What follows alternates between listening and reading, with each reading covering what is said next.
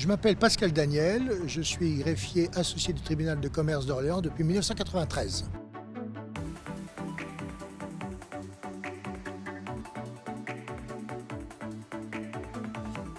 Le greffier du tribunal de commerce est un référent technique. Donc ça suppose trois types de qualités. Pour moi, la première qualité, c'est la compétence juridique. Il faut aussi une compétence économique et une compétence informatique. Deuxièmement, je dirais la rigueur.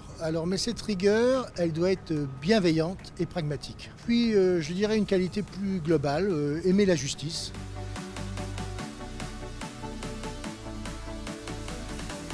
Alors la lutte contre la fraude, finalement, c'est la conséquence pratique de notre métier. Lors des immatriculations de toutes les sociétés, et puis au cours de la vie de la société, il y a des formalités qui sont accomplies par notre contrôle juridique, notre contrôle permanent. Nous sommes à même de déceler des difficultés ou des anomalies. Et c'est là où s'inscrit notre action contre la lutte contre le blanchiment.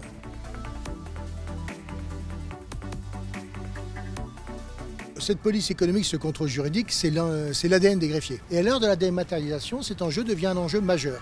Donc, le contrôle de la fraude documentaire, c'est la cohérence, et puis c'est mise en place de nouveaux outils, notamment des outils de contrôle des pièces d'identité et des attestations qu'on nous fournit.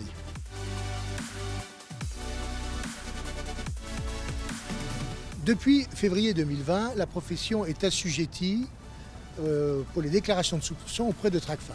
Le partenariat existait depuis de nombreuses années, mais désormais, nous sommes dans un système institutionnel où l'ensemble des informations et des anomalies que nous détectons peuvent être utilisées directement par les services de renseignement français. Et la pertinence de nos déclarations a été jugée très satisfaisante par Tracfin. C'est le résultat d'une analyse fine de la situation locale.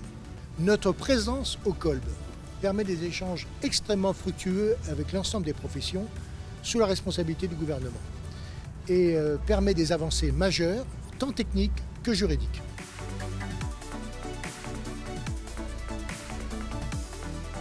La mise en place de l'obligation de déclaration des divergences, notamment par le système bancaire, concernant les bénéficiaires effectifs, va renforcer la fiabilité des déclarations et les rendre exhaustives. Ça a démarré, ça monte en puissance, et ça va entraîner une mise à jour et une complétude du registre très importante qui va permettre aux autorités de notre pays de faire des actions encore plus fortes contre le financement du terrorisme et le blanchiment.